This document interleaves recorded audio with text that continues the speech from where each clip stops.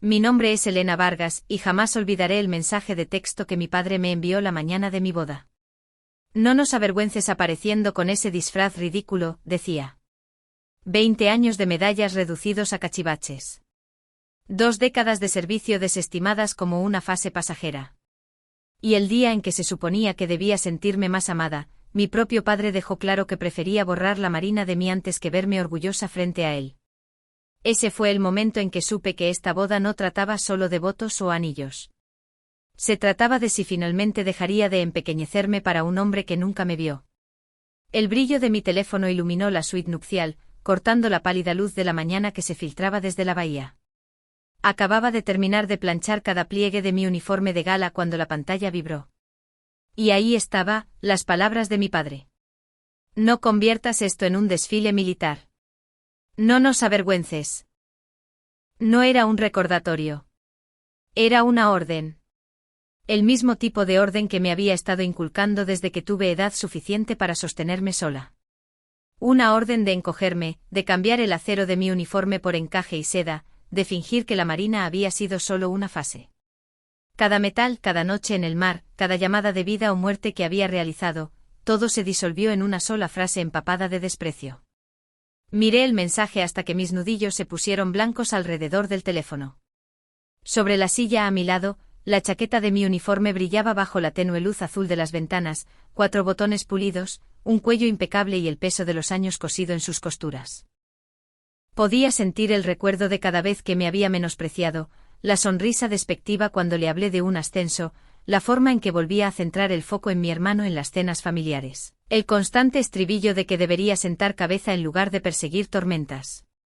Su voz vivía en esas paredes tanto como la mía. Durante un largo momento me pregunté si este era el día en que finalmente cedería. Me pondría algo normal. Sonreiría para las cámaras. Mantendría la paz. Pero antes de que ese pensamiento pudiera echar raíces, otro mensaje parpadeó en mi pantalla. Era breve, decisiva y llevaba el peso de alguien que una vez me había mirado a los ojos en una mesa de operaciones de combate. Estaré allí. R.A.D.M. La contraalmirante Lucía Sanz, mi antigua comandante, una mujer que había confiado en mí con vidas cuando nadie más lo había hecho. Si ella venía, esta boda nunca sería solo un asunto familiar. Sería una rendición de cuentas. Miré de nuevo el uniforme que esperaba en la silla. Mi padre quería que lo escondiera. El mensaje de Lucía me recordó por qué no podía. Esto no se trataba solo de caminar por el pasillo. Se trataba de si seguiría doblando mi talla para encajar en su versión de mí, o si finalmente me pararía tal como la Marina me había enseñado. Y en esa habitación silenciosa, con la marea subiendo justo más allá del cristal, supe que ya había tomado mi decisión. El tintineo de los cubiertos contra los platos se mezclaba con el murmullo de la conversación mientras estábamos apretados alrededor de una mesa larga en un local de mariscos justo al lado del puerto. Mi hermano Javier se echó hacia atrás en su silla como si fuera el dueño del lugar, lanzándose a una historia sobre un contrato multimillonario que acababa de cerrar. Mis padres absorbían cada palabra, sus rostros brillando de orgullo, la risa se derramaba por la mesa. Esperé una pausa, luego mencioné la medalla humanitaria que me habían otorgado solo unas semanas antes, la relacionada con las evacuaciones por tormenta. Mi padre apenas levantó la vista. Me dio una palmada en el brazo como para complacerme y dijo, solo otra medallita. Luego volvió directamente a Javier. Las palabras me hirieron más de lo que él sabía. Pero lo que más dolía era la forma en que toda la mesa seguía su ejemplo, su atención volviendo a mi hermano como si yo nunca hubiera hablado. Bajé la mirada hacia mi copa. Todavía estaba vacía. Cada otra copa sobre la mesa brillaba llena de vino o cerveza, se alzaba en brindis y chocaba con alegría. La mía estaba hueca frente a mí, tan invisible como me sentía. Aparté mi silla para tomar aire, abriéndome paso hacia el baño por una mesa auxiliar cerca del puesto de la recepcionista. Noté una pila de impresiones, correspondencia del lugar destinada al gerente. El estómago se me revolvió cuando el nombre de mi padre saltó de la página en negrita. Por favor, restrinja los uniformes militares durante la ceremonia. Esta es una boda familiar, no un desfile. El calor me subió a la cara. Ya no era solo su desdén casual. Había tomado medidas deliberadas para borrar la parte de mí que había luchado toda mi vida por construir. Volví a colocar el papel sobre la pila antes de que nadie se diera cuenta, pero las palabras me quemaron, más pesadas que cualquier metal que hubiera colgado en mi pecho. De vuelta en la pequeña posada donde Ethan y yo nos alojábamos, el silencio de la habitación solo agudizaba el caos en mi cabeza. Me senté al borde de la cama, con la bolsa del uniforme abierta a mis pies, preguntándome si valdría la pena la lucha. ¿Realmente iba a dejar que el desdén de mi padre eclipsara el día? Quizás si solo me ponía un vestido una vez mantendría la paz. Ethan cerró la puerta detrás de él y cruzó mi mirada en el espejo. Ni se te ocurra, dijo suavemente. Me caso contigo, Elena. No con tu padre ni con su versión de ti. Su mano encontró la mía, firme, ancladora. Antes de que pudiera responder, mi teléfono sonó. Era el capellán. Su voz era enérgica pero cálida. Solo quería informarte que un benefactor ha intervenido. Todo para los honores militares, la banda, la guardia de honor, todo cubierto. Me quedé paralizada. ¿Por quién? No dieron un nombre, respondió. Simplemente dijeron, mereces que tu día salga bien. Cuando la línea se cortó me quedé sentada mirando el teléfono, con el corazón latiendo con fuerza. Mi mente se dirigió directamente a la contraalmirante Sanz, severa, disciplinada, el tipo de mujer que nunca abandonaba a su gente. O tal vez era una de las familias de la evacuación, pagando una deuda que nunca les había pedido que llevaran. De cualquier manera, el mensaje estaba claro. No estaba sola. Mi padre podía conspirar, podía burlarse, podía enviar correos electrónicos a puerta cerrada, pero alguien ahí fuera creía lo suficiente en mí como para luchar en silencio. Y en esa habitación tranquila, por primera vez desde el mensaje de mi padre, sentí que el suelo se movía bajo mis pies. Esta boda ya no se trataba solo de anillos y votos. Iba a ser una batalla, y yo pretendía ganarla siendo nada menos que exactamente quién era. El aire matutino de la bahía era fresco mientras subía los escalones de la capilla. Esperaba nervios, tal vez un poco de caos, pero no la emboscada que me esperaba. La furgoneta de la florista no se veía por ninguna parte y la coordinadora se apresuró a explicar, sin aliento, que el camión se había averiado en la autopista. Los ramos, las guirnaldas, todo perdido. Antes de que pudiera procesarlo, cayó otro golpe. Un ujier uniformado salió con una carpeta en la mano, diciéndome que los permisos de estacionamiento para nuestros invitados habían sido revocados. El aparcamiento estaba ahora acordonado con carteles que decían, reservado para evento del Club VIP. Imaginé la confusión de mis compañeros oficiales al llegar, siendo despedidos como intrusos no deseados. Y entonces llegó el golpe final. Una mujer con un blazer entallado caminó directamente hacia mí, con su credencial de prensa colgando del cuello. Se presentó de forma concisa. Lisa Monroe, Boston Globe. Su familia me pidió que cubriera el ángulo de un espectáculo militar disfrazado de boda. Lo dijo casualmente como si debiera asentir. Me quedé helada en los escalones de la capilla, el frío calándome hasta los huesos. Uno a uno los hilos de mi boda estaban siendo cortados, no por accidente sino por diseño. Mi padre no solo quería que dejara el uniforme. Quería convertir este día en un escenario donde mi servicio, mi identidad, fuera el chiste. Para cuando llegué a la sala de preparación, mis manos temblaban. Me hundí en una silla, mirando el espacio vacío donde deberían haber estado las flores, el eco de los neumáticos crujiendo en un aparcamiento que mis invitados no podían usar. Ethan se arrodilló a mi lado, apretando mi mano. Mírame, susurró. No estás sola en esto, Elena. Hoy no. Un golpe en la puerta me hizo levantar la vista. Lisa Monroe se deslizó dentro, su credencial de prensa aún colgando, pero su rostro ya no era agudo y distante. Vaciló, luego metió la mano en su cartera y sacó una fotografía arrugada.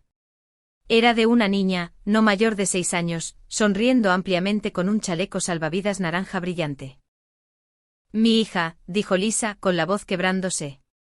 Estaba en ese ferry durante la evacuación por tormenta el año pasado. El que coordinó tu equipo. Le salvaste la vida. Vine pensando que escribiría lo que quería tu padre. Pero no puedo. Te debo la verdad. Antes de que pudiera responder, mi teléfono vibró. El nombre de la contraalmirante Lucía Sanz llenó la pantalla. Su voz era firme como el acero. El protocolo es ley, teniente. No lo diluya para que nadie esté cómodo, ni siquiera su familia. La línea se cortó, pero sus palabras se quedaron anclándome entre la fe silenciosa de Ethan, la lealtad inesperada de Lisa y el comando inquebrantable de Sanz. Algo dentro de mí se estabilizó. Por primera vez, no estaba enfrentando esta lucha sola. Las líneas estaban trazadas, y ahora tenía aliados en mi flanco. Esta boda no sería el escenario de mi padre. Sería el mío. La luz del sol se derramó sobre la bahía esa mañana, pintando la capilla de oro. Me abroché el traje de gala con cuidado deliberado. Cada chasquido del cuello era una silenciosa rebeldía. Hoy entraría en mi propia boda en mis términos. Pero en el momento en que pisé los terrenos de la capilla, comenzó el sabotaje. La primera nota me golpeó antes incluso de llegar a las puertas. En lugar de la nítida anticipación de una banda de metales, las suaves notas de un cañón flotaban en el aire. Mi padre había pagado a los músicos para cambiar el programa. Sin fanfarrias militares, sin marchas orgullosas, solo la pulida banda sonora de una boda de sociedad. El segundo golpe estaba justo delante de mí. Un imponente arco floral se alzaba sobre la entrada, extravagante y sofocante, sus rosas y lirios bloqueando el mismo lugar donde debería haber brillado el arco de espadas. Lo que debía ser un corredor de honor había sido enterrado bajo pétalos, un disfraz dorado destinado a borrar el acero. Y entonces llegó el tercero. El capellán me apartó, su voz baja. La guardia de honor ha sido reprogramada. Alguien llamó a la oficina local y ordenó que se detuvieran, citando preocupaciones comunitarias. Fue una mentira, pero lo suficientemente efectiva como para detener al equipo. Me quedé paralizada un instante, el peso de todo presionándome. Y entonces lo vi a mi padre apoyado casualmente cerca de la entrada con un traje a medida, sonriendo como si cada movimiento fuera un jaque mate. Sus ojos brillaban de triunfo, seguro de que me había despojado de toda presencia militar. Ethan deslizó su mano en la mía, firme y segura. Seguimos adelante, Elena, susurró. Seguimos adelante de todos modos. La capilla zumbaba de inquietud. Los invitados murmuraban abanicándose, lanzando miradas hacia la puerta donde las flores se cernían. Mi pecho se apretó, el aire de repente demasiado escaso. Sentí como si las paredes mismas se estuvieran derrumbando, el día desmoronándose antes de que pudiera siquiera comenzar. Entonces llegó el sonido. Motores bajos llegando al unísono. 1, 2, 3. 4 minibuses se detuvieron fuera de la capilla. Las puertas se abrieron y las botas golpearon el pavimento en perfecto ritmo. La primera fila de aspirantes a oficiales bajó. Uniformes planchados, zapatos relucientes. Luego más fila tras fila, llenando el patio con una marea de blanco y azul marino. Su formación era impecable, sus rostros solemnes, y al final, bajando con la calma autoridad de alguien que lo había visto todo, estaba la contraalmirante Lucía Sanz. Su mirada recorrió la escena, aguda e inquebrantable. Se me cortó la respiración. Me volví hacia Ethan, mi voz apenas un susurro. ¿Los llamaste? Él negó con la cabeza. No. Sanz llegó a nosotros, su voz entrecortada e inquebrantable. Se enteraron de que la valquiria se casaba. Vinieron por su cuenta. El sonido de las botas resonaba contra la piedra, un constante tamborileo que silenciaba los susurros. Los invitados se giraron en sus asientos, con la mandíbula desencajada, mientras el patio se transformaba ante sus ojos. Lo que había sido despojado con dinero y manipulación regresó con creces, llevado sobre los hombros de hombres y mujeres que habían elegido estar allí. En ese momento la capilla ya no era el escenario del control de mi padre. Se había convertido en algo más grande, una ceremonia arraigada en el deber y el respeto, un espectáculo de honor fuera de su alcance. Las puertas de la capilla se abrieron de par en par, y un rayo de sol se derramó a través de las vidrieras, marcando el pasillo en rojo y oro. Avancé con mi traje de gala, el peso de cada costura y botón, estabilizándome con cada paso. Un silencio cayó sobre la sala, roto solo por el murmullo de los susurros cuando los invitados notaron las filas de uniformes que flanqueaban el pasillo. Sus zapatos pulidos, hombros rectos y miradas inquebrantables formaban un muro de tranquila autoridad. Desde el primer banco capté la inclinación de mi padre hacia Javier, sus labios curvándose en esa familiar sonrisa burlona. Habló lo suficientemente alto como para que la rosa más cercana lo oyera. Parece ridícula. Las palabras flotaron en el aire como un golpe de martillo. Su intento de etiquetarme como un espectáculo frente a todos los que importaban. Pero antes de que la punzada pudiera hundirse más, una voz tronó a través de los muros de piedra, aguda y autoritaria. «Presenten armas». El sonido fue instantáneo, abrumador. 150 hombres y mujeres se levantaron como uno solo. El estruendo de las botas contra la piedra, retumbando como truenos por la capilla. Los brazos se alzaron en señal de saludo, el agudo silbido de la tela cortando el silencio al unísono perfecto. El órgano vaciló y se detuvo a media nota. Todos los invitados civiles se quedaron congelados, conteniendo la respiración, con los ojos muy abiertos. Seguí caminando, mi pulso firme, mi mirada fija en el banco donde estaba sentada mi familia. La mano de mi madre voló a su boca. La sonrisa de Javier se desvaneció en un shock mudo. Y mi padre, el hombre que había construido su poder sobre mi empequeñecimiento, me miró pálido y tembloroso, su petulante certeza desmantelada. En ese instante su burla colapsó bajo el peso de un saludo más fuerte que cualquier aplauso. La mañana siguiente a la boda, la primera página de Boston golpeó como una andanada. Una modesta boda militar y 150 saludes al coraje. El artículo pintó la escena con vívidos trazos. La luz del sol inundando la capilla, el estruendo de las botas, el silencio que siguió. Pero fue la barra lateral la que robó el aliento de la ciudad. Adjunta había una captura de pantalla de un correo electrónico. La firma de mi padre en negrita al final. Por favor, restrinja los uniformes militares durante la ceremonia. Este es un evento familiar, no un desfile. No permitiremos que nuestro nombre se vea disminuido por tales exhibiciones. La fotografía de esa línea se volvió viral antes del desayuno. En oficinas y cafeterías, la gente negaba con la cabeza. Los susurros eran más fuertes que cualquier titular. Un padre intentó prohibir la marina en la boda de su hija. La comunidad empresarial se enfrió de la noche a la mañana. Contratos pausados. Invitaciones retiradas. El magnate favorito de Boston era de repente un hombre acusado de arrogancia y deshonor. Me senté frente a él esa tarde en su pulida oficina de caoba, la misma donde había pasado mis años de adolescencia escuchando conferencias sobre imagen, legado, reputación. Parecía más pequeño ahora con la mandíbula apretada, la corbata aflojada como si el aire mismo lo hubiera traicionado. ¿Por qué, Elena? Su voz se quebró no de culpa, sino de orgullo herido. ¿Por qué tuviste que hacer esto delante de todos? Me humillaste. Sostuve su mirada, firme como el acero.